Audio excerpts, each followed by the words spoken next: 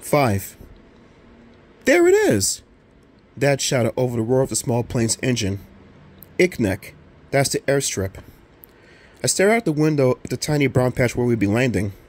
For the last half hour, I'd seen nothing but miles and miles of snow. Wow. It was so white.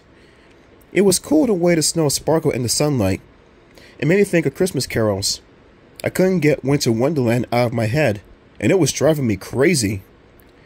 I watched for giant footsteps as we flew. How big would an abominable snowman's footsteps be? Big enough to see from a low-flying plane? I hope there's a restaurant down there, Nicole said. I'm starving. Dad patted her shoulder. We'll have a big hot meal before we set out, but after that, it's camping food. How are we going to build a fire in the snow? Nicole asked. We'll be staying in a little cabin, Dad replied. It's a long way out in the tundra, but it's better than sleeping in tents. There should be a stove in the cabin. I hope so, anyway. Can we build an igloo and sleep in that? I asked. Or dig out an ice cave? You can't build an igloo just like that, Jordan, Nicole snapped. It's not like a snow fort or something, right, Dad? Dad took the lens cap off his camera and started taking pictures through the plane window.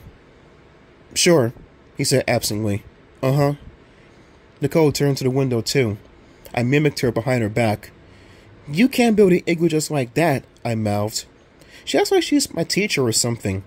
It's really embarrassing when she does it in front of everybody at school. How are we going to find the cabin? Nicole asked. Everything looks the same all in the snow. Dad turned to snap a picture of her. Did you say something, Nicole?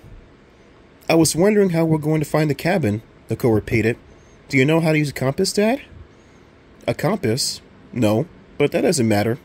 A man named Arthur Maxwell is supposed to meet us at the airport.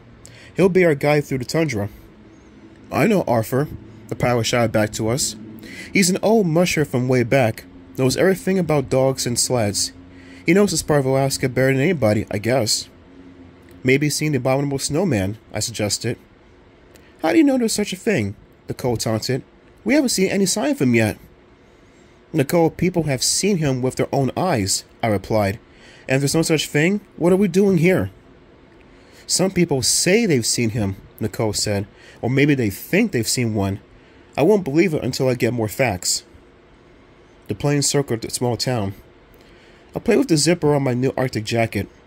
I'd been hungry for a few minutes earlier, but now I was too excited to think about food. There really is an abominable snowman down there, I thought. I know there is. I felt the chill, despite a blast of hot air from the plane's heater. What if we find him? What will happen then?